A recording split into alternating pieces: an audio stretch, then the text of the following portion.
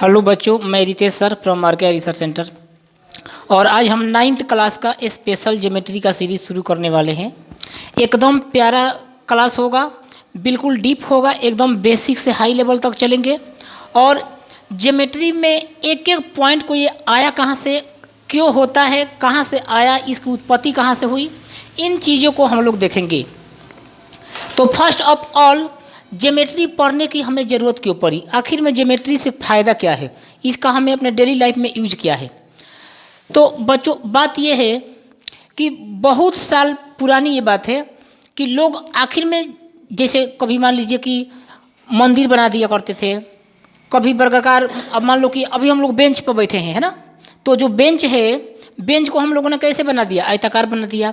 तो आप जितना भी मतलब आकार वाली वस्तुएं देख रहे हैं हम लोग, चाहे आप देखो या हम देखें, जितना भी आकार वाली वस्तुएं हो, चाहे घर हो, द्वार हो, कॉपी हो, किताब हो, ये सब ज्योमेट्री से बनाया गया है। काश अगर ज्योमेट्री नहीं होता, इस बनाने वाले ने इस बुक के बिल्कुल मोटाई को देखा होगा और इस बुक के बिल्कुल लंबाई को भी देखा होगा, इस बुक के बिल्कुल चौड़ाई को भी देखा होगा। तो पहले ज़माने में लोग मंदिर भी बनाया करते थे, तो किसी मंदिर को त्रिभुजाकार बना दिया करते थे, किसी मंदिर को वृत्ताकार बना दिया करते थे।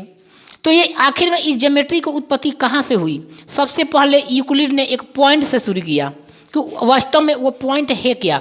तो सबसे पहले उसने एक पॉइंट लिया और धीरे धीरे वो बेचारा इस पॉइंट को बढ़ाते गया। काश मैं इस पॉइंट को अगर मैं बढ़ा दूं तो ये पॉइंट इस टाइप से हो जाएगा। तो इस पॉइंट से ये मेरा क्या बन गया, सर्कल बन गया, वृत्त बन गया ना। तो ये वृत्त बन गया। अगर हम इसी को बताओ, अब ये कहता है कि अगर आप एक पॉइंट है और एक पॉइंट है, अगर आप एक पॉइंट को, अगर आप दो पॉइंट को ऐड करोगे, अब अगर हम दो पॉइंट को जोड़ेंगे तो क्या मिलेगा, मुझे मिलेगा एक रेखाखंड। क्या मिलेगा? रेखाखंड, क्योंकि ये दोनों सीमित हो गई। ठीक है, दो बिंदुओं को जोड़ने पर जो हमें सीमित दो बिंदुओं का जोड़ने वाली रेखा मिलती है, वो रेखा कहलाती है रेखाखंड। क्या कहलाती है? रेखाखंड। तो ये क्या है मेरे भाई? रेखाखंड। हम लोग इसको बोलेंगे रेखाखंड। ये मेरा क्या हो गया? रेखाखंड। अब मैं बात करता हूँ कि एक चीज़ आती है रेखा। तो रेखा क्या है भाई? रेखा तो अगर एक पॉइंट को ले लें और दूसरे पॉइंट की पता ही ना चले कि दूसरा पॉइंट है कहाँ, तो आप कहाँ जाओगे बताओ? आप जाओगे आंख मूंद मूंद करके कहीं चले जाओगे, निकल जाओगे, कहीं रुकने का नाम नहीं लेगा।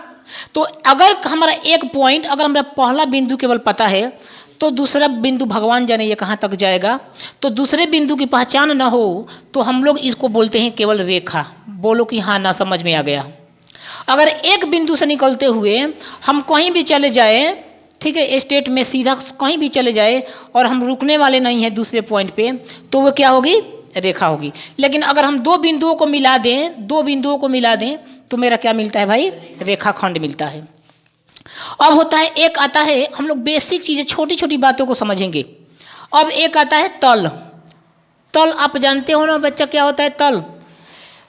तल का मतलब होता है कि दो बिंदुओं को जोड़ने वाला जो सतह होता है ना, वो क्या होता है? तल होता है। जैसे मैंने लिया ये पहला पॉइंट, मैंने लिया ये सेकंड पॉइंट, दोनों को मैं जोड़ दिया, क्या?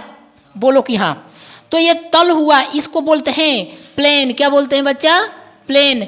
इसको बेसिक चीज़ों को मुझे समझना होगा कि वास्तव में प्लेन क्या है। सपोज डैट मैंने ऊपर से एक गेंद गिरा दिया और गेंद इसके बाहर से गिर के चली गई, तो क्या इसके तल में गिरी? नहीं गिरी। गेंद मैंने यहाँ से गिराया और इस सरफेस पर आके गिर गई, तो यानी इस ए और बी के तल में ही ये बॉल क्या हुई है? गिरी है। तो ये होता है तल, प्लेन। सरफेस और प्लेन में अंतर होता है। सरफेस किसी का भी हो सकता है, इस किताब का भी हो सकता है, समझ गया, लेकिन तल कुछ अलग होता है। तो बातों को समझ गए। अब मैं तीसरा पॉइंट आपके सामने लेकर चलता हूँ। वो मेरा पॉइंट है, बड़ा इंपॉर्टेंट पॉइंट है। ये पॉइंट है कोलिनियर लाइन।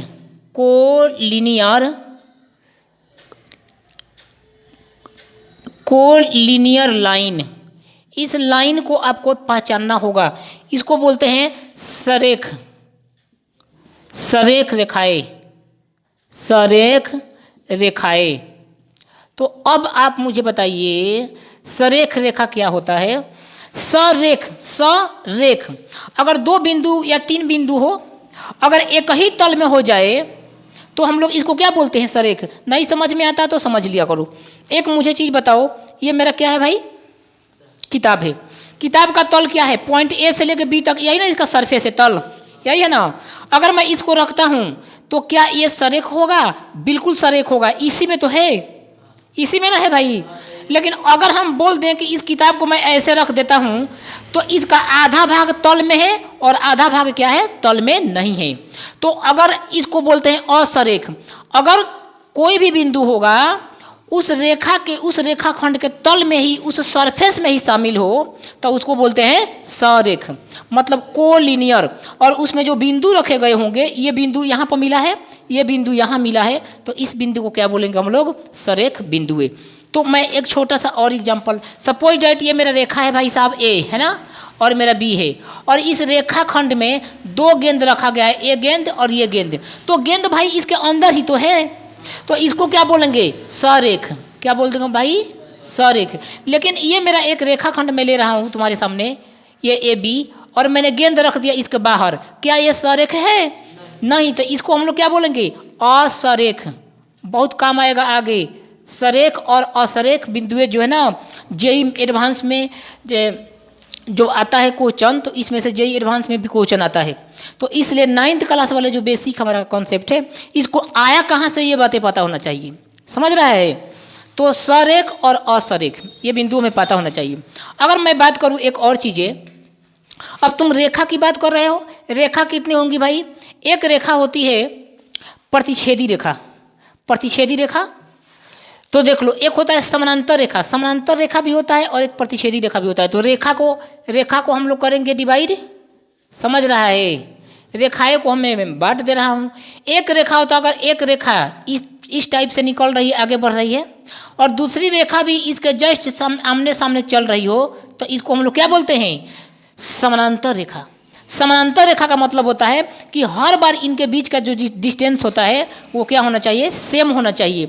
ये समानांतर नहीं होगा कि एगो रेखा इधर जा रही है और एगो रेखा इधर जा रही है, ये कभी समानांतर नहीं होगी। समानांतर का मतलब होता है भाई साहब कि इनके बीच का डिस्टेंस हर बार क्या हो जाए, समान हो जाए। अगर मैं इसके डिस्टेंस को लेता हूँ तो डिस्टेंस अगर 5 यूनिट है, तो यहाँ से भी ये डिस्टेंस क्या होना चाहिए, 5 यूनिट, यहाँ से भी ये डिस्टेंस क्या होना चाहिए, 5 यूनिट, तब जाकर ये बनेगी समानांतर रेखा। बातों को समझ रहा है आप। अब दूसरी बात, दो समानांतर रेखाओं के बीच का दूरी मिनिमम कब होगा और मैक्सिमम कब होगा, ये बातें हमें सीखने की जरूरत है। दो समानांतर रेखाओं के बीच की दूरी को मिनिमम और मैक्सिमम कैसे मानोगे आप, कैसे पता चलेगा कि कौन मिनिमम है कौन मैक्सिमम है। ये दो रेखा है भाई, दोनों एक दूसरे के क्या है, समानांतर है। ये समानांतर का साइन है जो मैंने डिनोट किया है, ठीक है। तो अगर मैं बात करूं दो रेखाओं के बीच का डिस्टेंस, अगर यहाँ से हम 90 डिग्री के साथ खींच दें, ये भी 90 डिग्री और ये भी 90 डिग्री, तो इनके बीच का जो डिस्टेंस होगा ये क्या होगा, मिनिमम होगा। मिनिमम मतलब बिल्कुल कम होगा, बोल दो हाँ।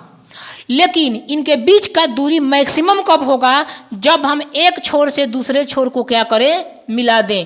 तो क्या ये मैक्सिमम दूरी नहीं आएगा, ये दूरी कितना हो जाएगा, मैक्सिमम हो जाएगा, मैक्सिमम, समझ रहा है क्या। और ये दूरी कितना हो जाएगा, इसका मैक्सिमम होगा, क्या होगा भाई, मैक्सिमम। अगर दो रेखाएं समानांतर रेखा हो और एक मैक्सिमम पॉइंट और एक मैक्सिमम पॉइंट को मिलाए तो मैक्सिमम दूरी बनेगा, बोलो हाँ। तो ये भी तो मैक्सिमम पॉइंट और मैक्सिमम पॉइंट बनेगा, मैक्सिमम दूरी बनेगा। तो ये भी दूरी जो होगा, दोनों दूरी, अगर मैं इस दूरी को D1 मान लूँ और इस दूरी को मैं D2 मान लूँ, तो बेचारा ये दोनों आपस में क्या होगा, बराबर होगा। इसका प्रूफ देखना चाहोगे तो प्रूफ कैसे है, क्योंकि हर पॉइंट पर तो ये आपस में बराबर है जी। हर पॉइंट पर दो रेखाओं को मिलाओ तो आपस में दूरी बराबर है ना। तो इस केस में दोनों को मिलाइए तो हमेशा दूरी बराबर, तो इस केस में ये भी बराबर और ये भी बराबर, लेकिन ये डिस्टेंस मैक्सिमम होगा, इस बात को मुझे आपको मानना पड़ेगा। और ये मैंने 90 डिग्री से खींच दिया तो ये डिस्टेंस क्या होगा, मिनिमम। ये 90 डिग्री का एंगल बनाएगा। अगर ये 90 डिग्री है और ये थीटा है तो ये एंगल ऑटोमेटिक 90 माइनस थीटा होगा। और इस केस में 90 डिग्री जो एंगल बड़ा है उनके सामने का साइड भी तो बड़ा होना चाहिए। तो इस केस में डी, अगर मैं यहाँ से 90 डिग्री खींच दूँ तो ये 90 डिग्री बन गया, ये थीटा बन गया, तो ये एंगल भी 90 डिग्री माइनस थीटा बन गया। तो 90 के सामने ये भी D1, 90 के सामने ये भी D1, तो क्या D1 इक्वल आपस में D2 नहीं होगा? बोल दो हाँ। तो बच्चा समझ गया। आगे हम इसके टॉपिक को फिर लेंगे।